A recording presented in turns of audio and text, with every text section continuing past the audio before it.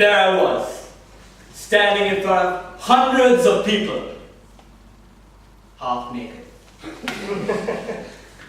It was a warm, sunny day, and everyone in school had come down to see the action.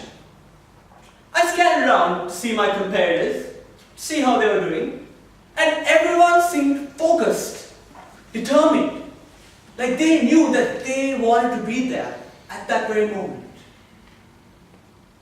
Everyone, except me. Miss Toastmaster of the Day, fellow Toastmasters and guests, good evening to you all. Good evening. I had just come to Sri Lanka after being born and raised in Bahrain. And 2 weeks after I joined school, I had enrolled in the inter-house swimming competition. My house captain had walked into our classroom and asked us if anyone was interested in participating in the individual swimming medley.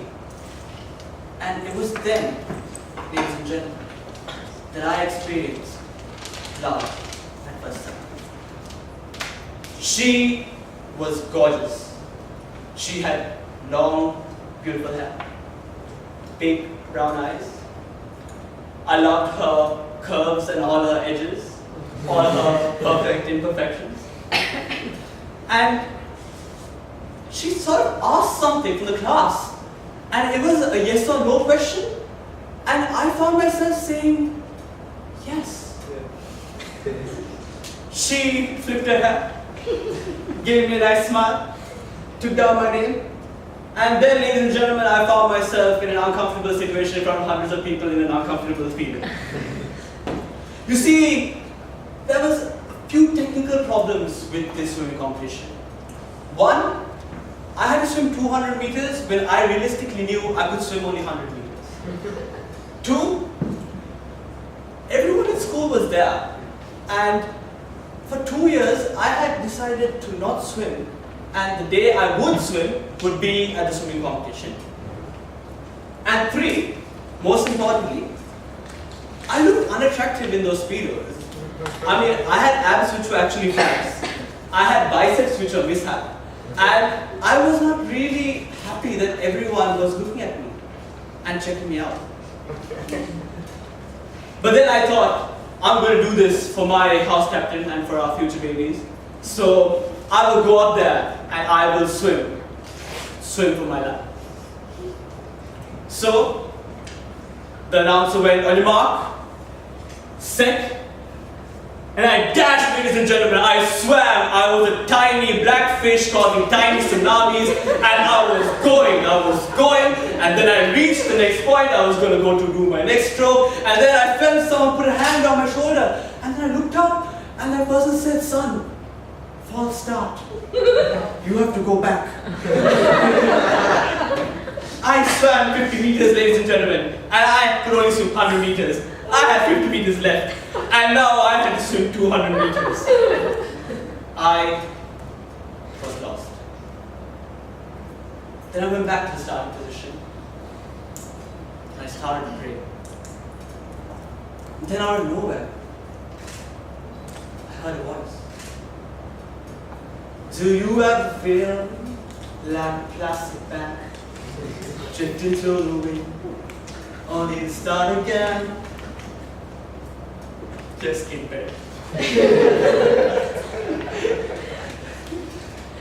Do you ever feel so very buried deep, 6 feet under, but no one can hear a thing? Do you know that there's still a chance in you? There's a spark in you. And that's when I realized that this was my moment of opportunity.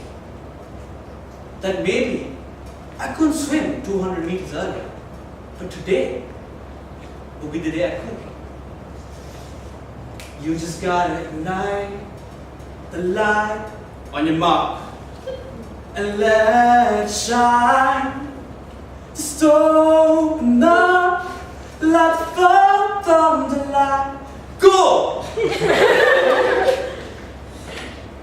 We live in a world where we are surrounded by our comfort zone. Our comfort zone is here. our courage zone is here. And our terror zone is here. Do you know, ladies and gentlemen, the UCLA in the United States of America has conducted a study where 3 out of 10 people in this room would probably say no to an opportunity to get out of their comfort zone? Are you one of those people? Katy Perry, ladies and gentlemen. A lot of people think that she was an overnight sensation. That she sang I Kissed a Girl, Hot and Cold, and then she became a star. But ever since she was small, she was looked down upon. She had her moments of opportunity. She said no. Her parents were highly religious. They didn't want her to sing. And then when she did get her break, just as she was about to go on her first major tour in front of thousands of people, her husband was about to divorce her. She just wanted to curl in a ball and cry. What would you do? Would you stay at home? Or would you take that opportunity and be a firework? Ladies and gentlemen, all of us in this room are special. We always deny it, but we are. We look in the mirror and we're never happy with what we have. But let me tell you, there's a spark in you. Because baby, you're a fire. Oh.